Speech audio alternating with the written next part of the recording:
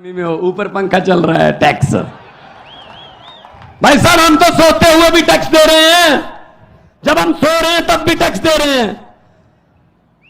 तो इनके बेटों के घर से 8-8 करोड़ के पैसे मिलते हैं। 8 करोड़ तो वैसे एक छोटी सी झांकी है।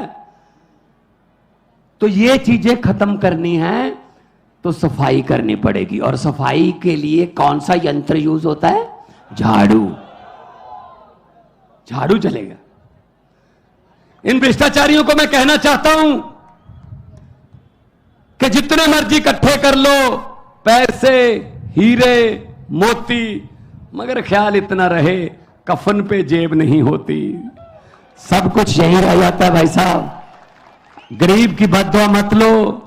गरीब की बद्दुआ परमात्मा की दरगाह एक ही बात है, सीधी बात है। तो ये चल रहा है हमारे देश में। और वो आते हैं तरह तरह की बातें सुना के चले जाते हैं, तरह तरह की बातें। एक गांव था, वहां पे भैंसें चोरी होने लगी। गांव में अचानक से दूध देने वाली भैंसें किसानों की चोरी होने लगी। कभी एक भैंस चोरी होगी रात को, एक दिन 2 भैंसें चोरी हो गई, 3 भैंसें चोरी हो गई रातों रात। तो गांव वाले, एक साधु संत था, गांव में रहता था बाहर, उसके पास गए, संत जी हमारी तो भैंसें चोरी होने लगी हैं, कोई उपाय बताइए, बताइए क्या करें, कौन चोरी कर रहा है। तो संत महात्मा ने कहा एक चद्दर ओढ़ लेना, ऊपर चारों कोने पकड़ के 4 आदमी खड़े हो जाना और पूरे गांव को चद्दर के नीचे से ऐसे बोल देना कि वो नीचे से चले जाएं, गुजर जाए नीचे से।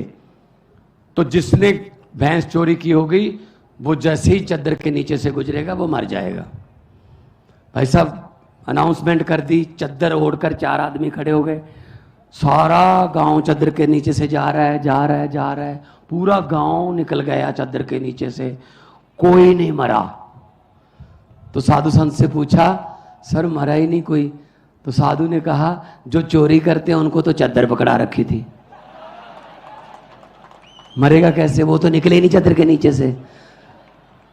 तो भाई साहब चोरों को तो चद्दर पकड़ा रखी है देश की, और चोर ढूंढ रहे हैं अपने आप में से हम।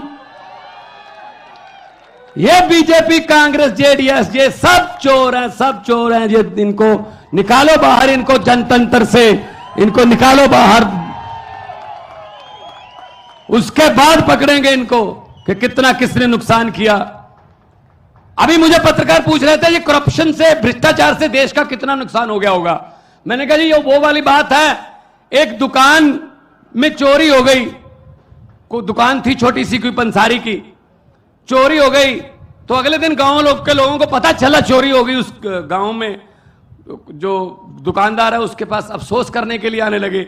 ऐसे ही उसने रेवड़ी वेवड़ी रखी हुई थी, वो जनवरी के दिन थे, तो जो भी आता था ऐसे रेवड़ी उठाई 10-15, 2-4 मुंह में डाल के बोले यार बहुत अफसोस हुआ, कितने मुझे पता चला चोरी हो गई। कहते हाँ जी चोरी हो गई। 1 आया, 2 आए, 10 आए, 15 आए। दोपहर के बाद सरपंच भी, गांव का जो प्रधान है, उसने भी कहा मैं भी जाके आता हूं।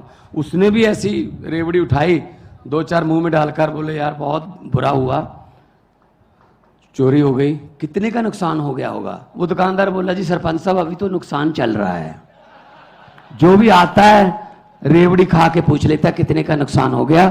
जब पूरा गांव अफसोस कर गया उसके बाद हिसाब लगाएंगे कितने की चोरी हो गई है। तो अब कैसे बता दें इस करप्शन से, भ्रष्टाचार से कितने का नुकसान हुआ? अभी तो नुकसान चल रहा है देश का। ये तो आम आदमी पार्टी की सरकार आएगी, अरविंद केजरीवाल जी प्रधानमंत्री बनेंगे, तब हिसाब लगाया जाएगा कि कितने की चोरी हो गई है और कितना भ्रष्टाचार हो गया है। ऐसे हिसाब नहीं लगेगा इसका हिसाब लगाने वाला चाहिए। और चाहिए भी IRS ऑफिसर, इनकम टैक्स के कमिश्नर रहे हैं, इनको सब पता है पैसा कहां से आता है और कहां जाता है। ये निकाल लेते हैं, जो पैसा छुपाना जानता है ना, तो इनकम टैक्स वाले निकलवाना भी जानते हैं कि कहां से निकलता है। तो मैं आपको यही बेनती करूंगा कि आप लोग इकट्ठे हो जाइए। जब लोग इकट्ठे हो जाते हैं, तो जब लोगों की आंधी तूफान बन जाता है, तो बड़े बड़े पेड़ जड़ से उखड़ के जो है उखाड़ के दो फेंक देते हैं, जैसे पंजाब में फेंके हैं। हम आपके साथ हैं। शहीदों की धरती, भगत सिंह और सुखदेव, और मैं ऊधम सिंह करतार सिंह सराभा की धरती से आया हूं। कर्नाटका भी वीरों की धरती है। हम लोगों ने देश के लिए, आजादी के लिए हमारे पुरखों ने अपनी कुर्बानियां दी हैं। इस आजादी को हम ऐसे किसी 2-4 परिवारों को सौंपने वाले नहीं हैं। ये देश किसी के बाप की जागीर नहीं है, ये 130 करोड़ लोगों का देश है। बहुत बहुत धन्यवाद, बहुत बहुत मेहरबानी। भारत माता की।